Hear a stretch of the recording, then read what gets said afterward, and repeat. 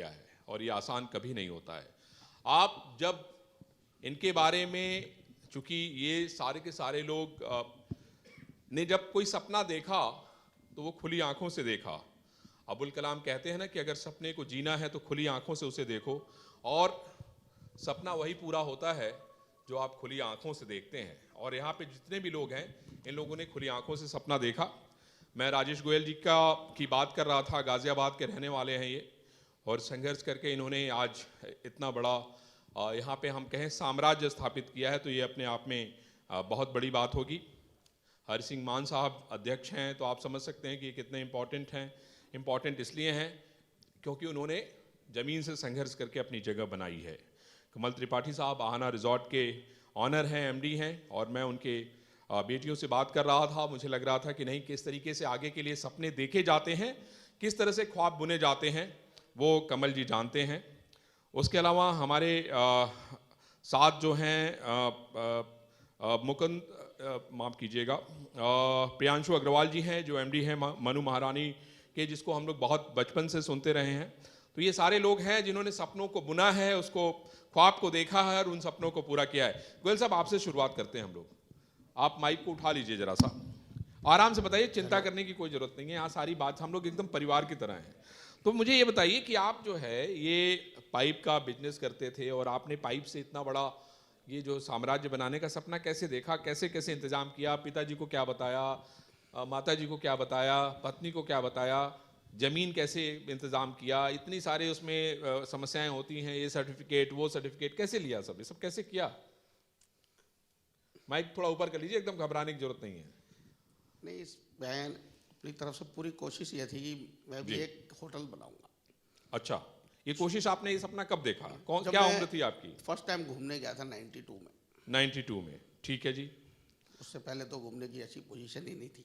अच्छा, जैसे भी शुरुआत करी कि घूमने चले, तो नैनीताल गया मैं फर्स्ट टाइम। अच्छा, ठीक है। वहाँ से मैंने सोचा कि शायद मैं भी कभी कुछ ऐसा बना सकूं। अच्छा, तो ये शुरुआत मैंने 2014 में करी थी। हाँ, मैंने मसूरी में होटल 5 साल लीज पे लेके चलाए। अच्छा, उसके बाद फिर मैंने 2000, मतलब पहले आपने एक्सपीरियंस लिया कि इसमें समस्याएं क्या क्या? हाँ, समस्या क्या। अच्छा, फिर क्या किया आपने? फिर मैंने चाहा कि बिजनेस कौन से स्टेट में ज़्यादा है। अच्छा, फिर वो 4-5 साल घूमता रहा। हाँ। 19 में फिर मैंने जिम कॉर्बेट में लैंड खरीदा।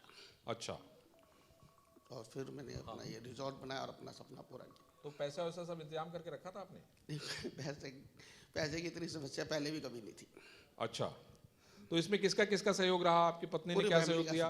पूरी फैमिली का सपोर्ट। पूरी फैमिली का सहयोग रहा। तो जोर से ताली बजाइए भाई। ये देखिए, बिना परिवार के कुछ नहीं हो सकता। पता लगा बीबी नाराज हो गई, 5 दिन बात ही नहीं की, या गोयल साहब पता लगा लोहा डो रहे हैं। तो इसलिए प्लीज, इसलिए मामला बड़ा गंभीर है ये। अब देखिए, मैं देख रहा था कि इनकी बेटी इतना इंसिस्ट कर रही कि नहीं, आपको बैठना ही है, चाहे कुछ भी हो जाए, मैं तो मान नहीं सकती। और शायद उनके लिए भी ताली बजाई। देखिए, बेटियां जो है किसी भी पिता के लिए बहुत प्राइड होती हैं, और मैं समझता हूं कि उनकी भूमिका बहुत अहम और बहुत महत्वपूर्ण होती है। गोयल साहब से भी और आप बात करेंगे। कांची, आप जो है हमारे अध्यक्ष जी से भी सवाल पूछ लो, फिर हम कमल जी से और अग्रवाल जी से पूछते हैं। जी, मान साहब जी से मैं बात करना चाहूँगी। रामनगर को रिजॉर्ट नगरी कहा जाता है और आप द कॉर्बेट होटल्स रिजॉर्ट के अध्यक्ष भी हैं, तो काफ़ी संघर्ष आपने किया है। तो संघर्ष आपने किस तरह से, आपका संघर्ष का जीवन रहा है और यहाँ तक जो मुकाम आपने आज हासिल किया है, वो पूरा सफ़र आपने किस तरह से तय किया? और इतने सारे लोगों के बीच में आप ही अध्यक्ष कैसे बनके, उसका गुणा गणित कुछ जुगाड़ वो भी बताइए। नहीं, बट सर हमारे यहाँ गुणा गणित कुछ नहीं होता है। देखिए, मैं हम लोगों के, मेरे साथ के ज़्यादातर लोग यहाँ पर बैठे हैं जिन लोगों के साथ मैंने काम करा है। 93 में मैं कॉर्बेट में एंटर करा था as a very front office assistant के तौर पे मेरा जॉब था यहाँ पर कॉर्बेट में, प्रॉपर्टी में। अच्छा, एंड इट वाज 93। हम लोगों ने तो टूरिज्म उस टाइम से देखा जब यहाँ टूरिस्ट आते ही नहीं थे, लिमिटेशन में टूरिस्ट थे। इंडियन को तो हमने बहुत कम देखते थे। इंडियंस तो हमारे यहाँ टूरिस्ट होता ही नहीं था। हमारे यहाँ 95% जो गेस्ट होता था दे वर फॉरेनर्स। क्या बात है।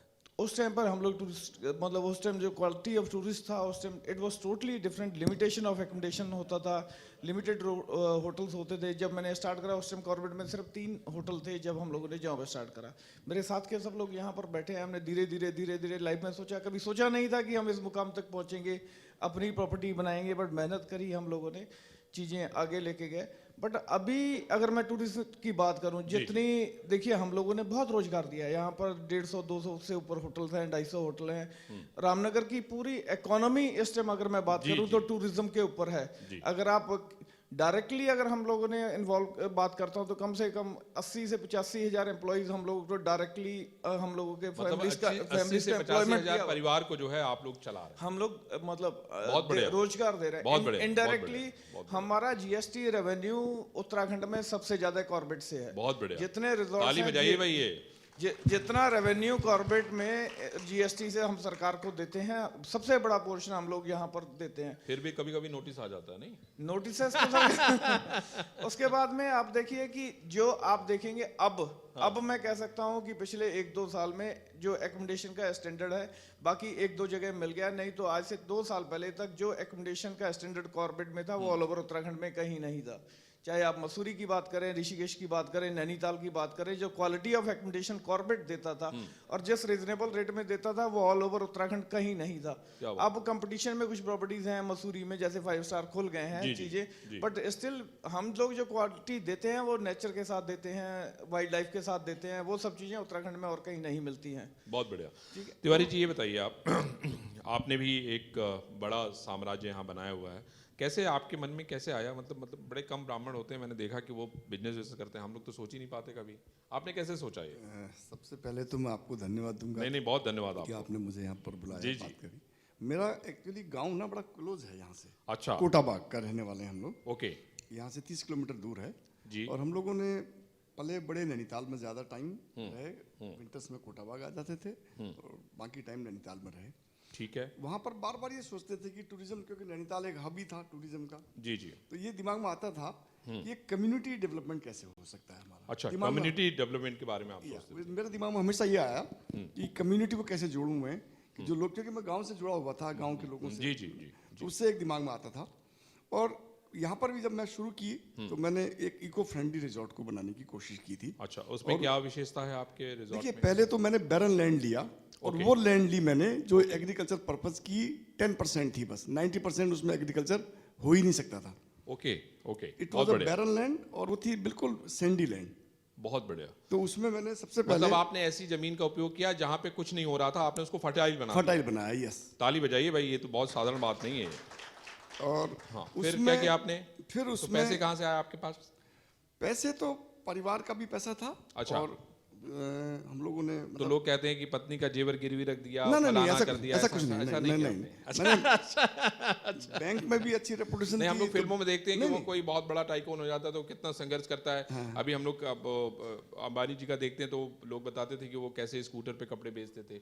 अदानी का आप देखिए तो वो कहते थे। तो हमने, मेरे मन में सवाल था कि भाई अब इतने बड़े लोग हैं यहाँ पे, तो नहीं, वही मैं कह रहा हूँ कि मेरे पास एक तो बैंक का सपोर्ट भी अच्छा था। बैंक से लोन लिया और हम लोग छोटा मोटा, मेरा अपना काम था नैनीताल में कंस्ट्रक्शन का, तो ऐसा नहीं था कि पैसा। मतलब आपको कंस्ट्रक्शन का पता था, आपने जमीन खरीदी और उसको फर्टाइल बना दिया। Yes, बहुत बढ़िया। कांची, ये अग्रवाल साहब से जरा पूछना तुम कि प्रियांशु से कि भाई ये इनकी कौन सी पीढ़ी है, और मनु महारानी तो बहुत ही फेमस रिजॉर्ट भी है, होटल भी है। बताइए प्रियांशु, आप बताइए कि क्या मतलब आपका सफ़र अभी कैसे है? आप तो एकदम बहुत यंग हैं और मुझे लगता है कि सपने आपके बड़े होने चाहिए, बड़े होंगे। सर, बचपन से ही ये सब प्राप्त हुआ। कॉर्बेट में बहुत सारे रिजॉर्ट्स विजिट करने का मौका लगा है और काफ़ी थोड़ा सा नीचे माइक रखिए, नीचे, थोड़ा सा नीचे। हाँ, बचपन से ही मन था कि I get into the hospitality industry.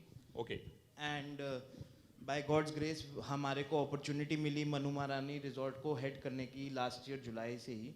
Okay. और I am relatively new in the industry, but अभी तक का एक्सपीरियंस बहुत अच्छा रहा है। और आसपास के गांव वाले लोगों से और होटल एसोसिएशन से हमें बहुत सपोर्ट मिला है। Okay. और धीरे धीरे इस बिजनेस को समझने का मौका मिला है। तो चुनौतियाँ भी तो आती होंगी? बिल्कुल सर, बिल्कुल चुनौतियाँ आती हैं, क्योंकि आज के टाइम में टूरिज़्म इवॉल्व हो गया है। सर, पहले टूरिज्म मतलब जब हम छोटे थे हम तो होटल में जाते थे, स्विमिंग पूल देखते थे, उसी से खुश हो जाते थे। अच्छा। बट आज सिर्फ एक साफ सुथरा कमरा और good food is not the only requirement of tourism. आज के टाइम पे गेस्ट चाहता है कि अगर वो मनी स्पेंड कर रहा है तो उनको टोटल वर्थ मिले उसकी। बहुत बढ़िया। That is where experiential tourism comes into play sir. बहुत बढ़िया। तो एक एक्सपीरियंस अपने गेस्ट को प्रोवाइड करना बहुत